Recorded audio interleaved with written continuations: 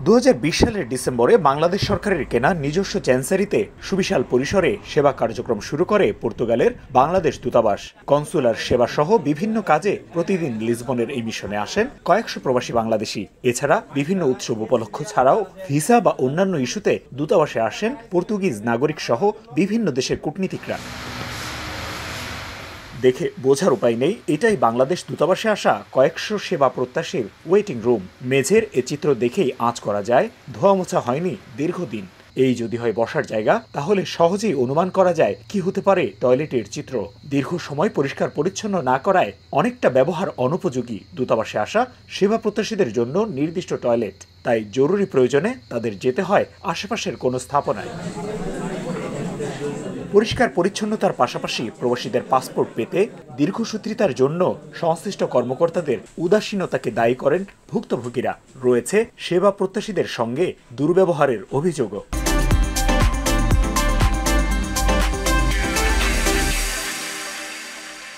এম্বাসিতে যে বাথরুম বা আশেপাশে যে একটা নোংরা অবস্থা থাকে, অত্যন্ত দুঃখের বিষয়। তো আমার মনে হয় না যে এখানে ঊর্ধ্বতন কর্মকর্তা যারা আছে উনি দেখশন করে ভালো করে পর্যবেক্ষণ করে। আমার পাসপোর্ট নতুন করে রিনিউ করার জন্য দিয়েছি। ওখানে আমার মায়ের নামে সংশোধনী কিছু ব্যাপার আছে। আমি সব ডকুমেন্টস দেওয়ার পরও আমার 11 মাস লেগে গেছে আমার পাসপোর্টটা আমি পেতে।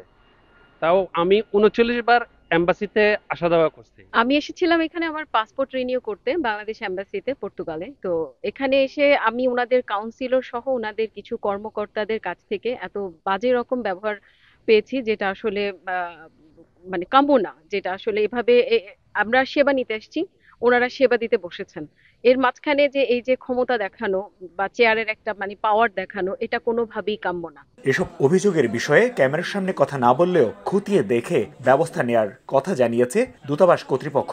লিসবনের বাংলাদেশ মিশনে রাষ্ট্রদূত, একজন কাউন্সিলর ও একজন তৃতীয় সচিব সহ মোট 14 জন কর্মকর্তা কর্মচারী কাজ করছেন। পর্তুগালে বাংলাদেশের প্রতিনিধিত্ব করা একমাত্র প্রতিষ্ঠান বাংলাদেশ দূতাবাস। প্রবাসী বাংলাদেশিরা ছাড়াও এখানে আসেন পর্তুগিজ সহ বিভিন্ন দেশের কূটনীতিকরাও।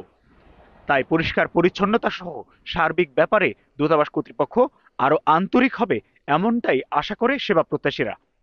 তারিকুল হাসান আশিক, সময় সংবাদ, লিসবন, পর্তুগাল।